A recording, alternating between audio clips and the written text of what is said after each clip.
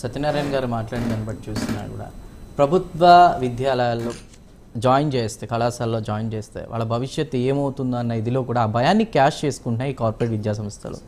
అవునన్నా కాదన్నా సెలవులు చెప్పకముందే లేదా చెప్పిన తర్వాత అయినా కానీ ఈ సమ్మర్ కోచింగ్లు స్టార్ట్ అయిపోతాయి. దాని మీద మీరేం మాట్లాడతారు సార్? ఇప్పుడు మీరు చూసుకుంటే మన రాష్ట్రం ఏ స్టేజ్లో ఉందంటే సార్, మీకు ఇప్పుడు తెలుసో తెలీదో మరి ఇప్పుడు, ఎందుకంటే నేను ఇప్పుడు ప్రైమ్9 ఇంత పెద్ద ప్రోగ్రామ్ చేస్తుంది 12 రోజుల నుంచి కూడా నిరంతర పోరాటం. అంటే ఒక కార్పొరేట్ శక్తులు సార్, వీళ్ళంతా కూడా ఏంటంటే కార్పొరేట్ గుండాలుగానే అభివర్ణిస్తాం మేము విద్యార్థి సంఘాలు. ఎందుకంటే వీళ్ళు చేసిన corporate. Sorry for the interruption.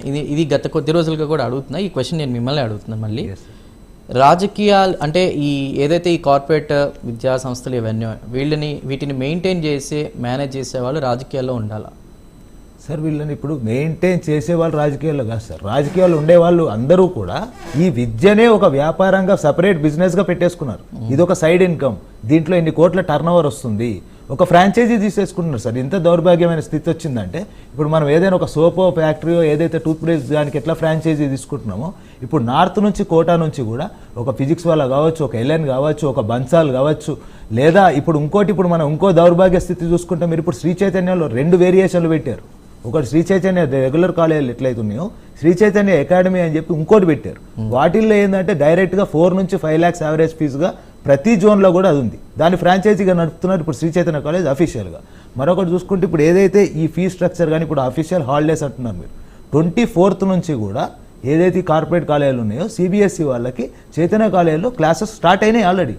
7 నుంచి మార్నింగ్ 7:30 నుంచి 10 వరకు కూడా ఒక దొంగల్లాగా, ఒక గుండాల్లాగా పొద్దున్నే 7 వాళ్ళని తీసుకొచ్చి 10 అంటే అధికారులు ఎవరు కూడా ఆఫీసులకు రాకముందే వీళ్ళ క్లాసులు నిర్వహిస్తూ 10 కూడా విద్యార్థులను బయటకు పంపిస్తున్నారు. దీని మీద రిప్రజెంటేషన్ ఉన్న ఏదైతే రంగారెడ్డి జిల్లాకు సంబంధించిన డిఐఓ గారు ఉన్నారో, మేడ్చల్ జిల్లాకు సంబంధించిన మన కిషన్ నాయక్ గారు కానీ, సంగారెడ్డికి సంబంధించిన గోవిందరామ్ గారు కానీ, ముగ్గురికి కూడా ఇవన్నీ కూడా తెలిసిన వాస్తవాలే. కానీ మాకు తెలియదు కదా, మాకు ఫిర్యాదు రాలేదు కదా అంటారు. మీకు ఫిర్యాదు ఇచ్చినా కూడా మీ ఫిర్యాదులకి ఎన్ని వాటికి స్పందించారు ఈ 3 సంవత్సరాల నుంచి కూడా యావరేజ్గా చూసుకుందాం. అసలు ఏ ఫిర్యాదుకి వాళ్ళు స్పందిస్తారు? ఫిర్యాదులతో ఏవి కావు సార్. ఉన్న డిఐఓలు మీరు ఒకటి చూసుకుంటే గవర్నమెంట్ ఆఫీషియల్స్లో ఎక్కడైనా సరే ట్రాన్స్ఫర్లు అనేవి సహజం. 2 ఏళ్లకో, ఏడాదికో, 3 ఏళ్లకో ఒక ట్రాన్స్ఫర్ అనేది జరుగుతుంది. ఇంటర్మీడియట్ బోర్డును నేను సవాల్ చేస్తున్నా సార్ ఈరోజు. అసలు ఈ డిఐఓలు అందరూ కూడా ఎన్నేళ్ల నుంచి అదే జిల్లాకు సంబంధించిన డిఐఓగా చెలమని అవుతున్నారు. ఎందుకు వాళ్ళని మార్చట్లేదు? ట్రాన్స్ఫర్ ఎందుకు చేయరు వీళ్ళని?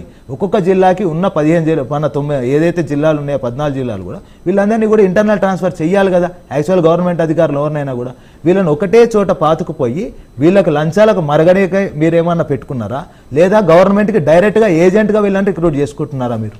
ఇది నేను అడుగుతున్నాను. ఎందుకంటే సార్ ఇది నేను ఎందుకంటే హాస్యాస్పదం కాదు, అఫీషియల్గానే అడుగుతున్నాను నేను. ఎందుకంటే వీళ్ళందరూ కూడా డిఐఓలు దాదాపు 7-8 ఏళ్ల నుంచి అదే డిఐఓ. ఆ డిఐఓకి ఎక్కడ పర్మిషన్ లేని కాలేజ్ ఉందో వాళ్ళకి తెలుసు, ఎక్కడ కాలేజ్ నడుస్తుందో తెలుసు, ఏ అపార్ట్మెంట్లో దొంగచాటుగా వీళ్ళు క్లాసులు నడుపుతారో తెలుసు. ఇవన్నీ తెలుసు కూడా వీళ్ళు ఆఫీస్లో కూర్చొని ఈ బిల్డింగ్కి ఇంత మామూలు కావాలని చెప్పి డైరెక్ట్గా వచ్చి ఇన్స్పెక్షన్ల పేరుతో నామమాత్రపు ఫైన్లు వేసి కనీసం బిల్డింగ్లు సీజ్ కూడా చేయకుండా వెళ్తారు. ఎంత దిగజారిపోయిందంటే చైతన్య కాలేజ్ నేడు పోయిన సంవత్సరం చూసుకుంటే 3 పోక్సో కేసులు అయినాయి ఒక ఉపాధ్యాయుల మీద.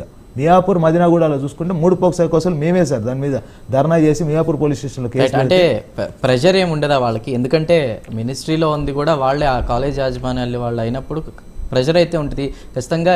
డివి గారు చెప్పినట్లే స్టాలిన్ సీఎం ఎలా అయితే నిర్ణయం తీసుకున్నారో అలాంటి నిర్ణయాలు ఇక్కడ తీసుకున్నప్పుడు ఇలాంటివి ఏమన్నా చేంజ్ అయ్యే అవకాశం ఉంది. ఇప్పుడు అలాంటి నిర్ణయాలు తీసుకోవాలంటే సార్ ఇక్కడ ఉన్న ఏదైతే ప్రభుత్వ వ్యవస్థ ఉందో ముందు దాన్ని ఒక తాటిపైకి తెస్తే కదా ఇక్కడ చేయవలసింది.